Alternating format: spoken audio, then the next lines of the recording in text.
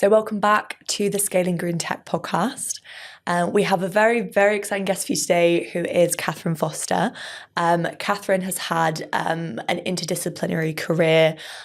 She has loads that she can share about scaling startups, accelerating innovations, and then all the way up to systems level change. Katherine is currently the innovative finance lead at the European Institute of Technology food vertical and also their World Economic Forum fellow. So thank you so much, Katherine, for joining us today. Our first question, as always, to keep things simple, is how would you describe your work to a 5-year-old? Thank you. That's an excellent way to start because it is the biggest challenge, especially in systems innovation. I work with people and organizations from across Europe and around the world to protect nature, grow healthy, sustainable food, and prepare for a changing climate and planet. I think of myself as a conductor of an orchestra. I'm not an expert musician, but I help bringing those musicians, those experts together. And in my case, they're companies, researchers, financial institutions, farmers, policymakers, and others. And we work together to solve complex challenges and to collaborate on innovative finance and to shift systems towards long-term resilience and impact. Lovely answer. I think you've got all of the different parties that you're working with, and I love the conductor aspect. I think it shows how you can sit back and with your experience, network, expertise, can look at all of the different stakeholders and work out how we can try and create change overall. So for those who are listening who are founders or in the tech space or in the investment space, I think this will be a really useful kind of big picture look at how we create change. And then obviously from Katherine's experience, how she's seen that work. Going all the way back to the beginning of your career, where did you start? And I would love for you to talk us through the journey you've gone through so far. Thank you. It may take longer than we expect because it's been over 35 years. And the journey has really been one of resilience and I would dare say bold transitions shaped by geopolitical shifts and personal reinvention. I actually have very humble beginnings in Northern Ontario, but each step has been an unexpected but incredible opportunity. Anytime I was faced with a challenge, I pivoted. So I grew up in a small community, resource intensive, surrounded by nature, with Indigenous communities. And I was a very artistic person and I wanted to go to art school. But I was steered towards science and geography because it was interdisciplinary. And that is really what captured my interest, the capacity under geographic studies to study the sciences, the economy, development. I actually got to go to India on a work experience, and I worked with Canada's Fire Management Centre in Ontario. It brought a wealth of opportunity. And I also dabbled in early geographic information systems during my doctoral work. And when my one supervisor left and another decided that there was no way to integrate physical data with economic and social data, I basically was told there was no path forward for me in my doctorate. And so I left, and that steered me into helping with the stakeholder consultations on the North American Free Trade Agreement. And that then led me into a early career in diplomacy. And in the diplomatic service, it was a golden time. Initially, it was under Kofi Annan's human security agenda. And that is when we were looking at human rights, women and children in peace building in war-affected situations, landmines, and even the Global Reporting Index. It was a really dynamic time in diplomacy. And I also served as our climate attaché to Washington, D.C. That was supposed to be the highlight. But of course, that was in 2000. And there was a huge political shakeup in the U.S., a different administration than we thought. And again, I had to pivot. I had to get very creative, which is not something you see in diplomacy. I got very creative. I worked with National Geographic Television, World Resources Institute, and we focused more on the cultural type of diplomacy. The unfortunate part came, of course, after 9/11, where the world changed. The US focused largely on that, and a number of countries, including Canada, started pulling out of the Kyoto Climate Agreement. And that's when I decided to leave the Foreign Service because I just didn't feel that it fit my values at the time. Perhaps it was a bit young and naive to think that the wave would not shift again, but it brought me to Switzerland. And in Switzerland, I came when I was in my late 30s. I was ready to start my family, and I found myself floating in an incredible country with great innovation and science. And so I just started working in that field. I even created an internship for myself at a microfinance organization while I was raising my young kids, just so that I could get that experience and pivot. And then I really found my home and a path when the EU created these knowledge innovation communities.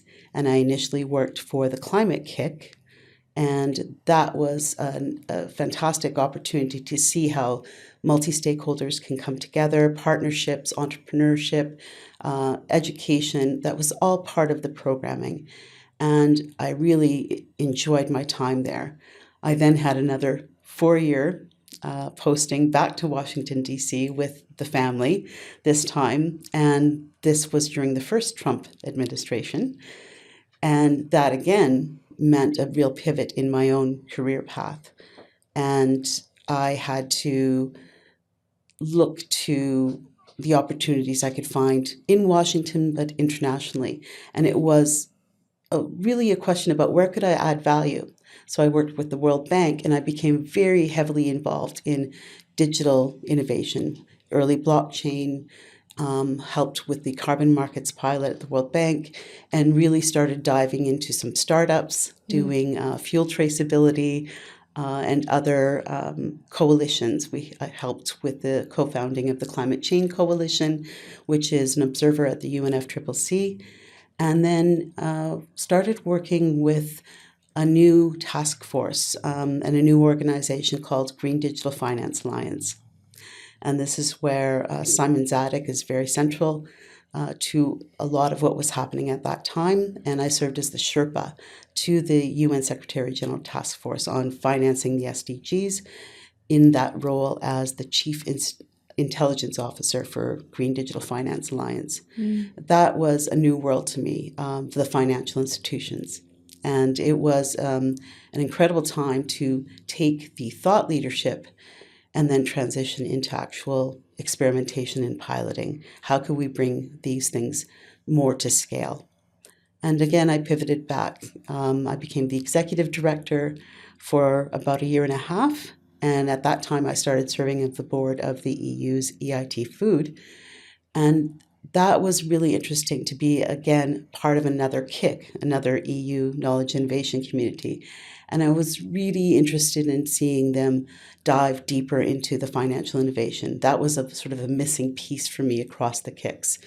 And so when they created this role, I applied for it and left the board to serve actively. And that brings me here today.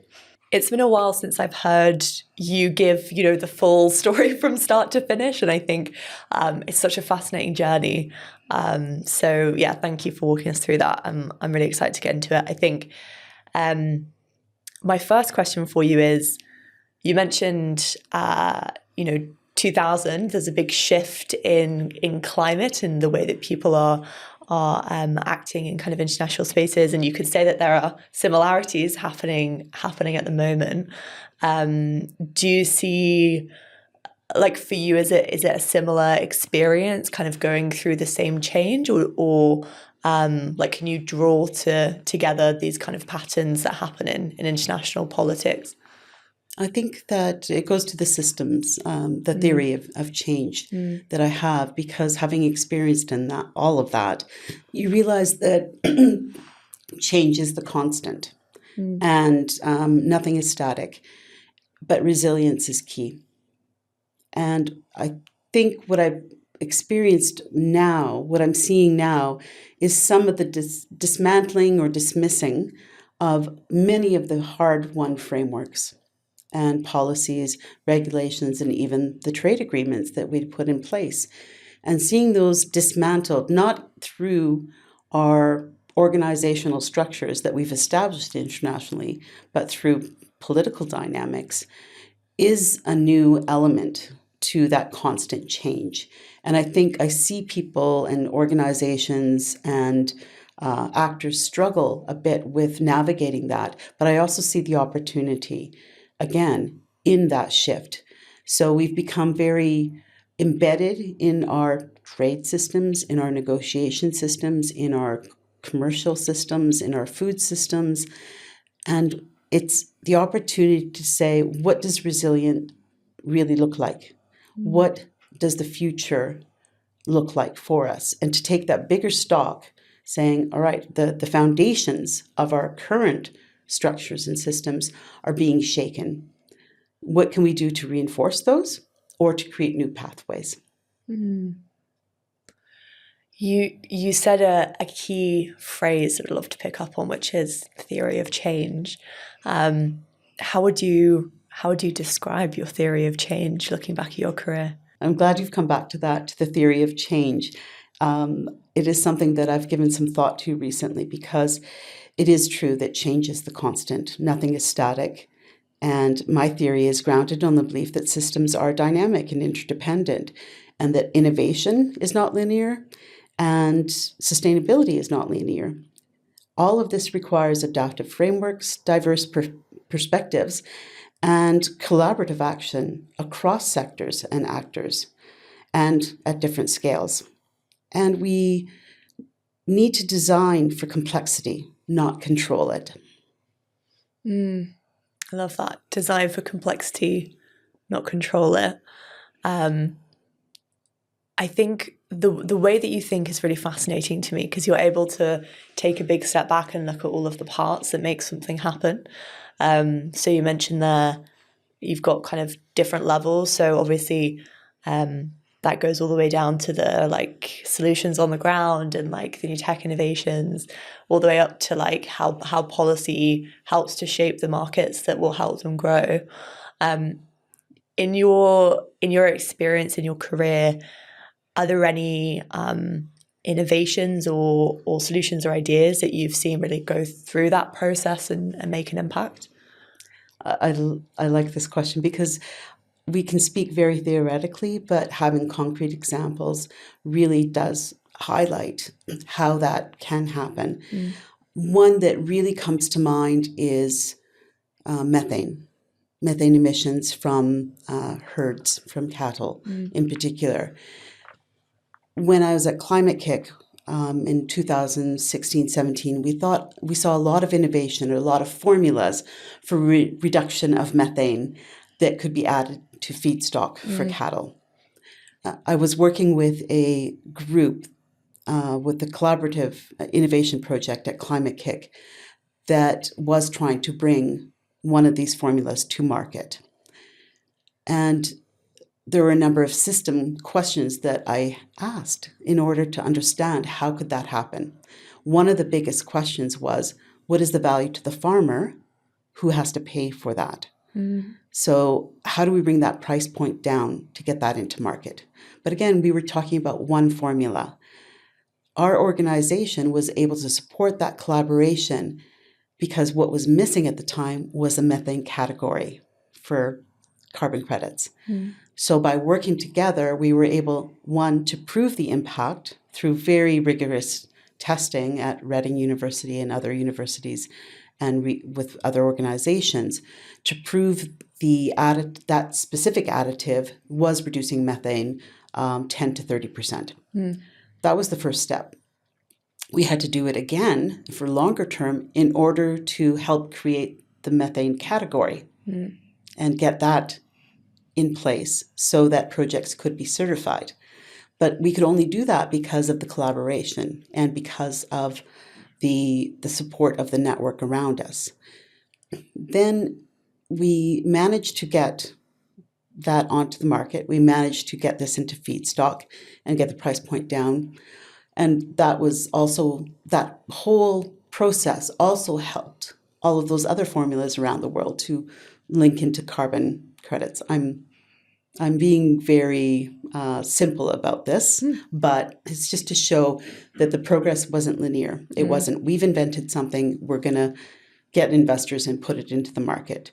It was really about what is the value to everyone and what is the broader value to society. Now let's fast forward a few years later and realize that not every farmer, especially small farmers, were able to use that formula. The larger corporates with large cattle farms are looking for solutions. They could do this at scale. So how do we amplify that? How do we get the capacity up, recognizing there are a number of formulas that would allow methane reduction? And then that's where AI comes in. And I was working as part of an MIT Solve fellow. I got to know quite a few of the researchers at MIT. And I got to know one in particular who was an expert in AI biometrics. And he had this idea of using AI biometrics to determine which formula for which type of cattle would work to reduce at maximum capacity. And in the interim, the technology for measuring the methane emission had advanced from hoods for the cattle right down to handheld mechanisms that could evaluate in seconds or minutes. All of that together meant that systems change wasn't able to happen. And so you have Meta AI now on the market, just as one example, that's enabling that to scale. So now we have this type of capacity to bring those formulas to scale. And then underpinning that, of course, there's all sorts of alternative proteins or diversified proteins coming up, and a focus on policies around institutional farming and methane reduction generally, because there are many, many ways to tackle that problem. So it sort of started with the scientific innovation, and then you have like the funding journey, but you also have these kind of supportive technologies that help to scale the kind of original solution, the policy environment, and then the funding, I would imagine, comes from different stakeholders at different points in the journey. Obviously, you are the innovative finance lead at EIT Foods, so especially curious about the funding journey for a kind of solution like that. Who are the different parties that get involved in the financial support? Could be in that example or in another. And at what stages do they transition between each other or kind of overlap and build in to help scale something up? In fact, I think that is part of the way that you phrased that question really highlights the issue in finance innovation, because the way that innovation is funded is very linear and very point. Front-end technology, startups, it's all about the investors. It's all about the return on investment. And that's not sustainable. That's not something that has any patience. There's no patient capital in that. On top of that, then, it's how do you get the various actors to adopt that? What is their investment? It's financial investment for sure, but there's also time and different time frames. And that is part of the challenge as well. How do you make the actors in a value chain, which again, it provides a linear perspective of the different actors. How do you get these technologies or these innovations to scale? It's seen as very linear, but it's really about helping all those actors to align on what they need and what their values and what they're willing to invest, both financially and temporally and in terms of resources, into adopting. I think that's a very useful point that I think we can expand on.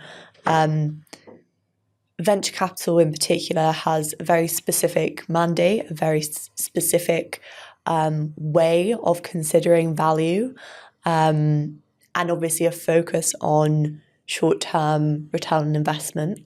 There are many new kind of blended models, and patient capital and impact investors that have come into the space that I think we can, discuss later in the episode. But to start us off on a broad question, who decides what counts as value in these new innovations that could have benefits for people, planet, and, as a successful business or technology? It is such an important question, and I think it's at the heart of systems innovation. And of course, we do need venture capitals, and we do need that influx of financial value, but we also need to consider other values. And that is the question. That is the issue. Each actor defines value differently. Investors, policymakers, and communities often work from different logistics, timelines, and priorities, and value is not necessarily always monetary. And I think what gets left out are the lived realities of those actors, and even the intergenerational impacts, and also the non-financial forms of value, as we're talking about. So I'm working with the Capitals Coalition as one of the commissioners. And what I like about that is they are looking at all capitals, and I'm putting that in quotations because it's natural capital, it's social capital, it's human capital. All of these elements are really important to determining what is value. The accounting and the formulas that we have right now are short term, and they're very specific to very regulatory processes or financial questions and frameworks. We need to sort of shift, embrace those, help them shift, but also work around other questions of value. And there are mechanisms, there's actual financial mechanisms that are emerging to be able to address those as well. So I think the Capitals Coalition in particular frame the range of value really well. And when we think about new financial innovations that are able to, showcase or value this value, what do they look like? Give us some examples. When I think about the example of resilient or regenerative agriculture, which is porous in its definition to begin with and very contextual. So regenerative agriculture in Europe versus Africa, large scale commodities versus small scale farming. What I see there is different ecosystem values being integrated into overall financing. That's one element. The second element is being able to take a blended but transitional approach to financing. So I want to come back to the question about value and finance innovation, because a lot of the time we're focusing on finance innovation as replicating existing mechanisms. It's about leveraging those and working with those to expand the notion of value, to expand the KPIs, to expand the reporting, but also creating capacities to blend and mix the mechanisms for that transitional phase. Because, for example, regenerative agriculture has different timeframes than the insurance, than the grants, than the banks are able to offer. So what we need is the patient capital at the front to look at the feasibility and to help promote that transition at the outset. And then the other mechanisms can come into play, whether it's loans for specific equipment or resources. The other part of that is the type of value in recreating those chains, those agri-food systems, because regenerative agriculture will also need different market infrastructure. And by market infrastructure, I mean physical infrastructure. Right now, we need much more localized facilities, storage, transport, logistics, and even contractual innovation are necessary to incorporate that more long-term vision, but shorter value chains. Yeah.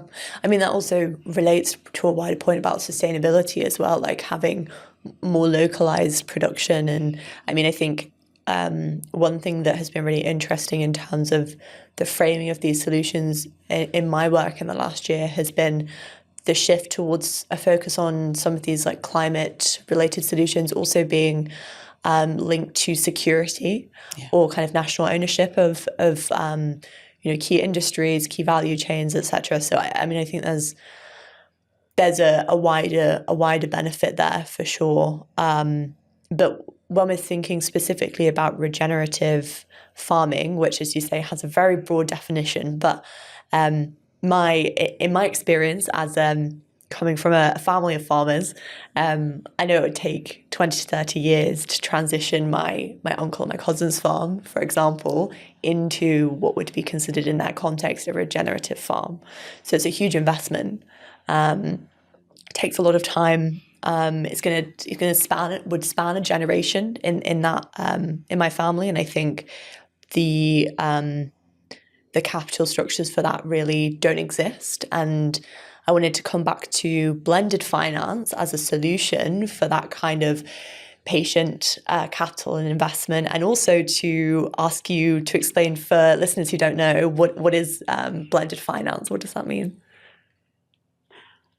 I honestly, defining blended finance to me is very fluid because I think I'm trying to push the boundaries there, and many of us are trying to push the definition of what blended finance means.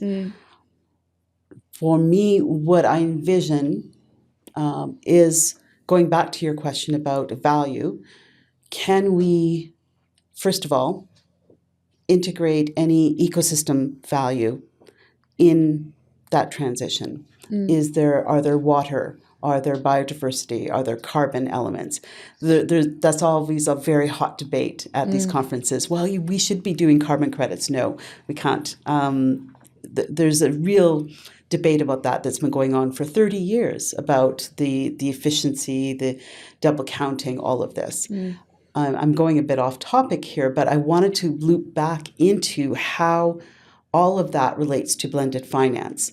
Blended finance is largely talked about in sort of north-south, a global north and global south. I'd like to see the definition be much more contextualized. In the European context, what I really am working with a number of actors on is envisioning a blended finance approach or framing that's not static. For me, blended finance is really about bringing different actors together, all the stakeholders in a value chain as investors, as financial actors, so that the burden isn't on the farmer, so that everyone partakes in the financing and that it transitions over time.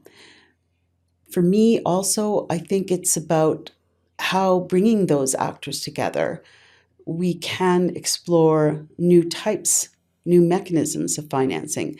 So one where we have a landscape of the potential financial mechanisms that we can use, whether the nature-based biodiversity carbon as an underpinning within that, but also the more conservative or the traditional ones of bank loans and farming subsidies, etc. And then all of the ecosystem services have to be in that. But on top of that, all of the actors in the value chain, the corporates, the farmers, the retailers, insurance companies. And I see in the European context a capacity to actually create that landscaping, a type of facility where we have those mapped out, but then they fit the specific context. So as a concrete example, the EIT Food is working as actually funding regenerative landscapes in Spain and one new one in Poland, and there'll be 3 others. And through this, we are bringing those actors together to amplify regenerative or resilient agriculture. And that enables us to bring those different actors together to examine what is there in terms of the financing, but what else is still needed. That brings me in very nicely to a question that I had wanted to ask you when I was thinking about what we could discuss in this episode, which was what do you think are the most exciting new financial innovations that could help support this food transition? So we've mentioned blended finance as an opportunity to bring together stakeholders. Are there any other examples that you think are, I guess, ones to watch in the financial innovation space? For me, it is the diversity that we have at our hands, both existing and emerging, and also the willingness of the financial actors, the ones that are already in place, their willingness to consider new approaches, new timeframes, new data. The most exciting opportunities, I think, are emerging, but I'm always a little bit wary about talking about revolution. I talk about evolution of financial mechanisms. And here I see real capacity with our digital and data innovations, being able to link directly into different mechanisms so that the cumbersome process of identifying whether you can use nature-based solutions and financial mechanisms or loans or subsidies, the old and the new together, so that the burden of identifying those and being able to apply for those, I think that is where I'm most excited about the type of innovation that I'm seeing evolve. You know, one thing that I think is really exciting is the evolution of KPI-linked instruments in different formats. So I mean, we're filming this episode in Geneva during the Building Bridges conference, which is focused on aligning finance with sustainability outcomes. And one of the key topics and examples that I came across was an experiment in KPI-linked insurance products, which is kind of being piloted at the moment, which I thought was fascinating. So in a regenerative agriculture context, there's obviously a sense that, I mean, you called it resilient agriculture at the start, which I actually think is a much better, from a marketing perspective, a much better framing for it. But if I'm farming in a way that maintains soil integrity, protects the natural ecosystem, looks at like what is the water, for example, that I have on my land, what is the ecosystem services that are provided by my land, the land and the profits for the farmer should be better and higher, and the resilience for the local area is also improved, and hopefully resilience in the context of climate change and natural events resulted from climate change. So the idea of having a kind of insurance instrument or another kind of funding source that is related to an incentive to focus on this, I think is interesting. But you could also, I guess, link that to any kind of subsidy or loan or, you know, some of the other examples that you gave. Absolutely. And I want to actually pick up on this because to me it is the cross-sectoral learnings that we're seeing, especially at something like Building Bridges, where we have different stakeholders. You have the financial institutions here. Getting those together is awesome. You have UN, but then you have diverse sectors coming in. So, and I want to come back to the water and the oceans and the KPIs question, because what I'm seeing is the capacity to learn from previous, pilots and frameworks and innovations that are happening across different sectors and regions. And one example is the Green Digital Finance Alliance. We worked on oceans and we worked specifically on insurance, on proving that biodiversity and other elements could be measured for their insurance frameworks. And to me, that has cross-sectoral capacity, because the process of proving it by showing the data is readily available for certain elements that match the existing KPIs, and then working with them with the insurance and financial organizations to expand that and to layer up. I think that's a really interesting point, and something that you've mentioned a few times just now and then throughout is the foundation of data to these new financial innovations and pathways. And the elephant in the room when it comes to data is obviously that AI is completely transforming the types of data we can access, the way that we can analyze it. It gives us insight that we've never been able to look at before.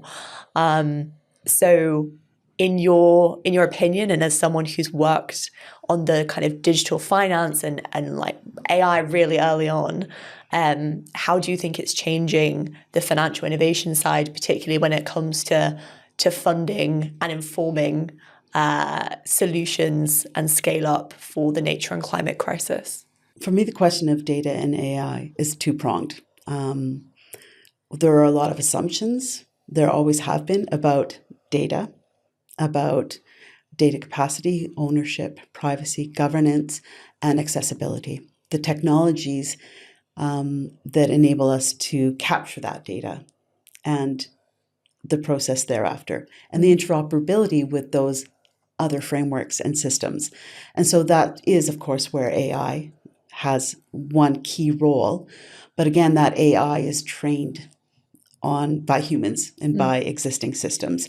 So yes, it's got a real capacity for enabling and for allowing better interoperability, to allow us to integrate data and actually fill data gaps as well. Whether it's through MRV on forest coverage, where existing data is lacking and we're able to train the AI to cover that. But there is also the element of what is not being captured. And here I think specifically, I always go back home to Canada to think about the Indigenous knowledge, the expertise. People often talk about voices. I talk about expertise. And are we capturing the other parts of expertise? How can we capture that in a data form that could also be incorporated? I go back to a very specific example when I was working on my doctoral studies and looking at community resilience and wanting to integrate that type of knowledge, but it wasn't acceptable to the system, both the educational system as well as the data system. Ironically, that project was actually adopted by MAP Canada, which was a bolster for the path forward. But I see those same barriers, those same questions coming back time and again. We had it with blockchain as well, the whole governance, the ethics, the embedded elements that we may not be able to even measure. And I'm seeing it again now with the AI question. So I work with AI. I've actually created quite a few agents myself, but I really use it very specifically. And I also ask very hard questions of any startups or any other organization that is working with AI. It has great potential to help us fill those gaps, but I always come back to my 4 Gs: gender, geography, groups of stakeholders, and generations. Are data available around those that can be captured as well? Otherwise, AI is just going to help perpetuate existing barriers and gaps. Yeah, so exciting innovation, take with a pinch of salt. It's interesting because in the kind of climate tech investment scale up world in which I do a lot of work, obviously there's a huge hype in AI. I mean, any like startup or like VC community, I think, is currently going, oh my God, what an opportunity, this is amazing. So in some ways it must be interesting, looking back at a 35-year career and seeing different technologies come through, always working at the forefront of those technologies, seeing the hype, and then I guess seeing the reality, and then improvement, and then, that kind of the flow that happens with new technology adoption. Do you see similar patterns happening with AI, or is it, that amazing silver bullet solution that we all are hoping that it is? I definitely see the same patterns. Yeah. And we were having these dialogues even, less than 10 years ago on blockchain. It was, and the word revolution was pandered about quite liberally. I like to think of evolution instead, and very, very specifically orientated evolution to ensure that we are being not only ethical, but that we're governing our use of this technology well, and that we're not embedding existing parameters and limitations. So yes, I see real opportunity, but I also see the challenges. It's that balanced approach that we need and that we've had with past technologies, and to really frame it in a way that is specific but also sustainable. And, we won't get into the footprint of AI and the water issue, but that is also a part of the question that we have to address as well. It is. And I think water is a increasingly prevalent topic. Going forward over the next, let's say, 5 to 10 years in Europe, how do you see that conversation evolving? In terms of water, it really is going to be the essential topic going forward. We have already seen incredible convergence around addressing water resilience and sustainability. It underpins our entire society, our global society, and all of our human activities and our natural systems. I'm stating the obvious here, but I think it is very much like any other type of resource when we frame it in human value that has been sort of undervalued and has been addressed in very fragmented ways. And water flows. And that means it transverses barriers, physical, political, social, cultural barriers.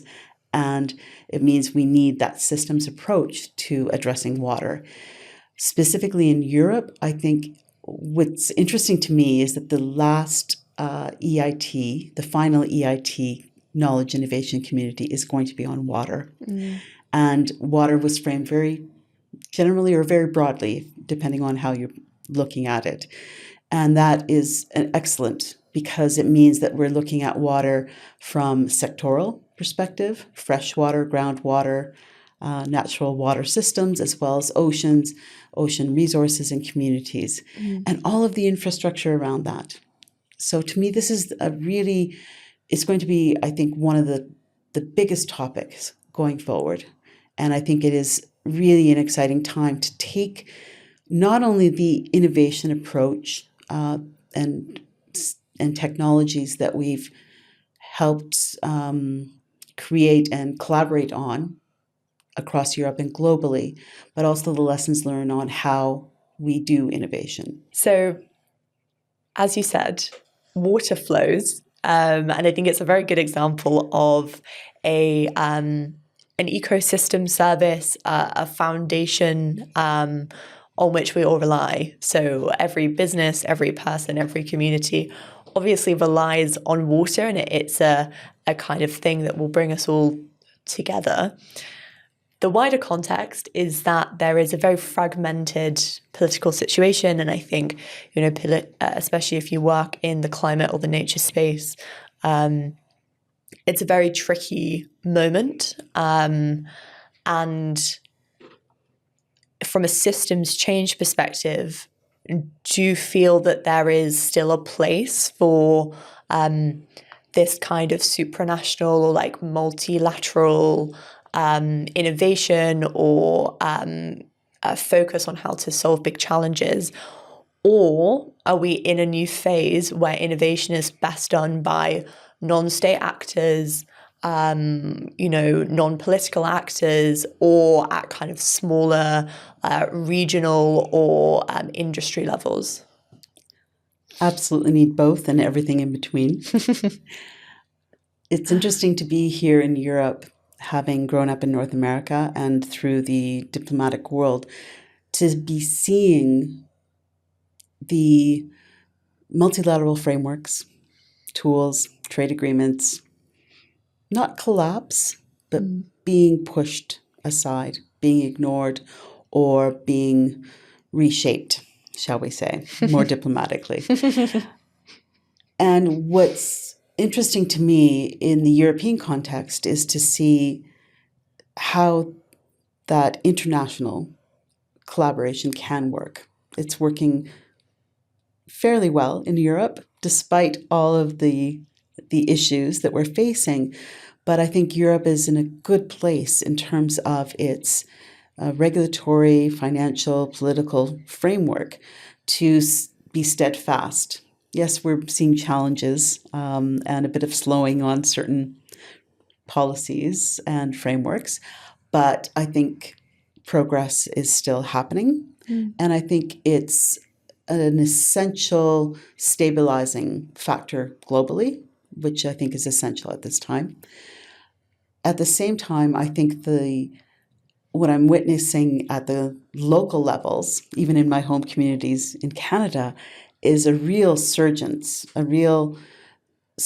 in local actor innovation, local community, stakeholder coming together and really building resilience and sustainability from the ground up, and the frameworks we needed to match and connect those two. Multilateral agreements, organizations, collaborations are still absolutely essential. I think the key for me is ensuring that the two interconnect and that we don't look at a one-size-fits-all, because right now the dialogue about Global South and Global North is omitting a lot of stakeholders as well. And that to me is an issue because of the multilateral capacity that we have to bring all of the actors together. Let's ensure that we're not, through that definition, omitting specific stakeholders and innovators as well. Are there any examples of communities or, I guess, spaces, policies where you see progress? Like, give us some optimistic examples that we can point to. Yesterday, I had a great chance to catch up with some of the startups I had supported previously and some of the members of the Climate Change Coalition. And we were talking about what's happening in specific Indigenous communities in Canada with forestry, carbon credits, and it's Indigenous-led. And that I'm highlighting that one because it's not making the headlines internationally, because it also doesn't frame that global north, global south. And we also have that capacity of financial innovation for carbon, for forests, for water that is really scaling up there. And the way that the stakeholders have been brought together, the way that the actors, the Indigenous communities have really embraced their ownership and their leadership and held steadfast to that, has actually served well the overall country and the overall communities, because they actually created their own systems, basically. Well, how shall I say, not created because they were always there, but they've managed to link them into the existing financial frameworks and reporting and all of that. And it's, yes, using technology, it's using the financial system and the multilateral frameworks that we've put in place, but it's still very much locally led, regionally led, Indigenous led. I loved what you said earlier about not talking about Indigenous voices, but saying Indigenous expertise as a framing, because understanding how to care for and steward a specific local area is very expert knowledge. And, it goes all the way back also to farmers who steward the land on which they live and have a great understanding of how the natural ecosystem works together. So I think while you're, advocating for having, supranational or multilateral collaboration and frameworks that allow us to act, it's also a focus on how do we use local expertise, local communities, communities in which we live to build ideas together and to create results. Absolutely. Two concrete examples come to mind as you were saying that and recapping so eloquently, which I tend to go long on.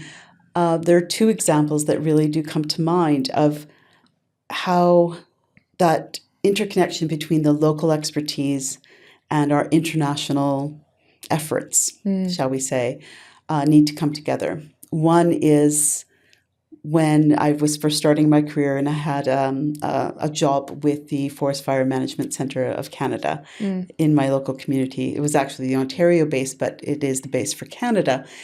And that was in the mid-'80s, or late 80s, I should say.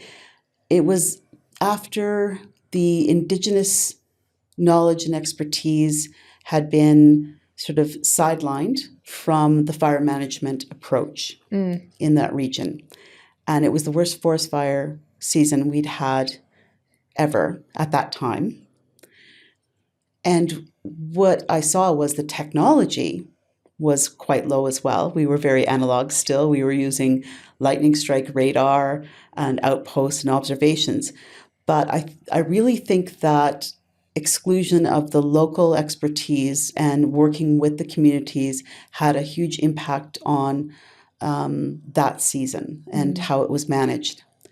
We've seen great progress on that, on incorporation and working with them, not just incorporating their expertise, but working with them in terms of the land management. And it's everything from the knowledge of the species and the mixed replanting, or the knowledge of also the community and the transportation in and out, all of the infrastructure. It's the locals who understand that and what would happen when the winds shift, when the fire starts. Because controlled burning and forest fires are part of the natural ecosystem. It's part of the natural system. But it does have an impact when human activities both ignite more fires and amplify the impact, and also in terms of the human communities and infrastructure that's at risk. So that is really essential. The second example, I have an example from microfinance. When I did my adult internship, I was then hired into the team to do their communications and stakeholder engagement. And this was in Namibia. And it was really interesting because the previous marketing team had come up here in Europe with the logo, the colors, the marketing, understanding, of course, at a key level that we're talking about very different cultural context, very different geographic context. A community was hundreds of kilometers, not just a small sort of concentrated area. But what was really interesting was it was the knowledge about the local politics and the local understanding of certain elements that were at work at the local level. I won't go into details, but just suffice it to say that two things that happened, and this speaks to why we need to work with the local communities and stakeholders. One, the very tall European, mainly men, chose motorcycles for their finance agents based on what they thought would be useful. Most of the agents were women, average 5'2", couldn't even put their feet on the ground. So the infrastructure that they put in for the bank for them to go, they thought, great, yeah, we need the agents to be mobile because the communities are so vast, we can't bring them together. So they purchased motorcycles that wouldn't fit the actual stakeholders, So that was one of the first big lessons learned. And that, to me, is an analogy for technological innovation as well. Does it fit the user? The second was the colors that were used for the marketing happened to coincide with certain political movement. And some of our agents wearing the colors were at risk because of that. So it's that contextual knowledge that was essential. Yeah. You know, I think what's really interesting about those two stories is they really well illustrate that this is not something that you're discussing, you're using your work, you're advocating for, that is based on the fact that it's the right thing to do. It's based on the fact that it is the smart thing to do. It makes most sense. Like you're leaning on expertise that is already there, and that helps to inform better outcomes, better policies, better solutions to help scale ideas, technologies, etc. Like it's just better, which I think is something that is missed sometimes from the dialogue. Like it comes across sometimes like there are all these moral personal reasons why you should take these decisions. And, personally, obviously I agree, but I think fundamentally, if you want a solution to succeed, working with different communities at different levels is the best way to ensure that it works. Absolutely. It's the co-creation capacity that we're missing there that is absolutely essential for the uptake. And it does go back to the bottom line, the economies of scale for that, and for the capacity to scale the innovation. And we saw a lot of that in the blockchain space as well. How many different platforms, or in the data space, and that the assumptions that we might have in Western world or in specific institutional contexts, we have to be very careful to not only check those assumptions, but to work with the users to ensure things are going to be compatible for their needs and their capacity. So taking a big step back from everything that we've discussed and looking ahead for the next 10 years, what are you most excited about? And where do you think we need to see some progress? I think what I'm most excited about, or what I want to see, is food, water, and nature systems recognized as interconnected public goods. And that we have a capacity not to manage those in isolation and in our specific context. But I want to see finance reflect true value as well of those systems and our mechanisms to shift around those needs. I also hope that in the next 5-10 years, we see the use of the term scaling and the notion of the term scaling to move away from this linear definition that we assume. I want to see more of a systems approach. And that has a risk of becoming a trope, overused in and of itself. But the mechanisms put in place for that to actually happen. What does that look like for you? Because I mean, a lot of people who will be listening to this podcast and that we've had as guests have been from the kind of technology scale-up world. And I think many of us, when we think about scaling, imagine an adoption curve, which, starts, goes into early adopters and then goes round and then back down again. And it's a bell curve. And there's different stages of funding at each point, and there's different challenges that happen at each point. It's very linear, like you say. Absolutely. What does systems change scaling look like? I think to me it's about moving beyond that notion, that narrow notion of the linear progression, towards models that are more adaptive, that are more transitional. And that includes the type of financing that would support those through those different stages so that it's more fluid as well. But that means that very specific actors have to be inserted or insert themselves and innovate at each point where they are able to intervene.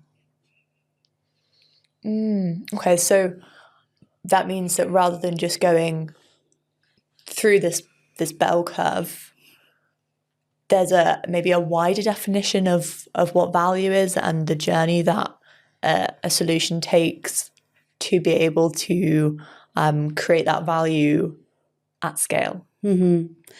Yeah, I think it's a more long-term notion of value. Right. It's one that understands also that our definition of value may change over that time as well. Very concretely, I think it means that we have to recognize that political actors will change, policies might shift, financial capacity will go up and down. So we need to have a full set of tools, whether it's financials, whether it's data, whether it's policy, to help bridge those gaps. And so that they overlap, but that the burden of using those isn't on the specific community or farmer, actor, fisher, whoever the one who's carrying that burden right now. We need to alleviate that. We need to share that. Yeah, I mean, in the context of, we've talked about regenerative farming, it varies significantly, how that's even defined between different circumstances. So I guess scaling, quote unquote, that solution or that approach relates more to shared learnings between the right people rather than going, okay, this works, replicate, scale. Exactly. Because that's when you get monocultures, you get solutions that don't work for the specific environment, you cut out local stakeholders, you ignore co-creation, like all of these challenges that you're flagging. If you follow that kind of linear scaling approach that you would for, let's say, a new building material that you're scaling, which is an example of maybe that bell curve VC approach. I guess that's very limited to one specific type of innovation and cuts out, for example, regenerative farming and mutual learning. Absolutely. Actually, another example is sustainable cement. That is a point innovation. We've had solutions for over a decade, but it's the systems, the mechanisms around it that has basically been the barrier to integrating and upscaling that. So rather than just focusing on the technology, we need to then work with those actors who could refit their manufacturing process, their value chain, take that into all other sectors, all other regions. It's the process of innovation rather than the specific point innovation. Yeah. So what are the mechanisms around an innovation that allow for it to work at scale? I really like as flawed as they can be, I really like the collaborative innovation programs that I'm seeing emerge around the world. The EU EIT is an excellent example.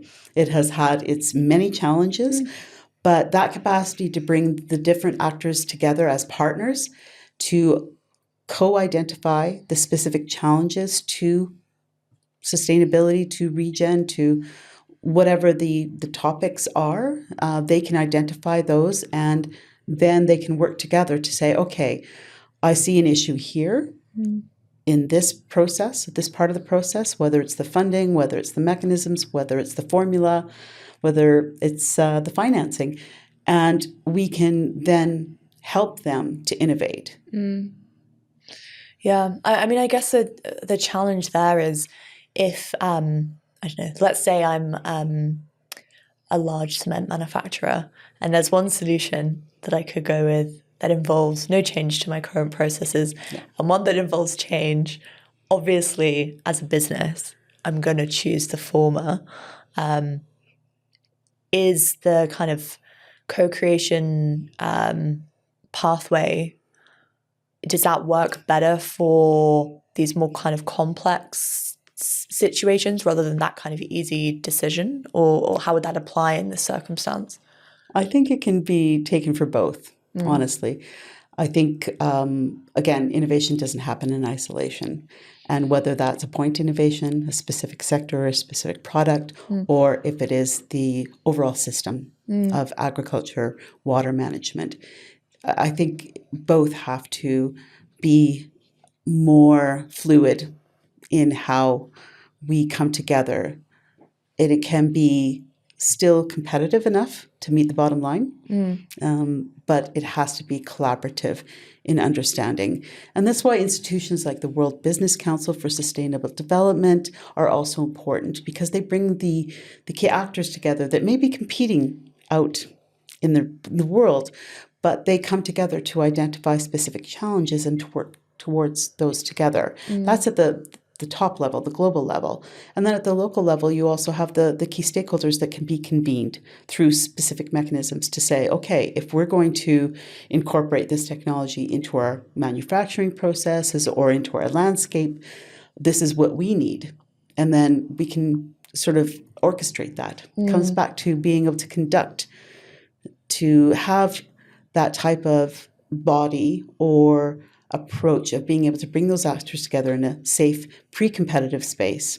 Yeah, it's basically that is the process that can be replicated. And I see that process replicated a lot in the accelerator world. Like, I think it's quite common to have like industry partners, investment partners, like for example, we are part of the Expert Network, which is basically the mentorship network for Conception X, which is the biggest PhD venture spin-out program in the UK, and has partnerships across the European Union. And they do a fantastic job of bringing like really early like PhD level research that has a potential for spinning out into kind of scalable technology solutions to the partners that would be buying them, to the investors that would be investing in them, to have those like more open conversations about the ways in which those solutions can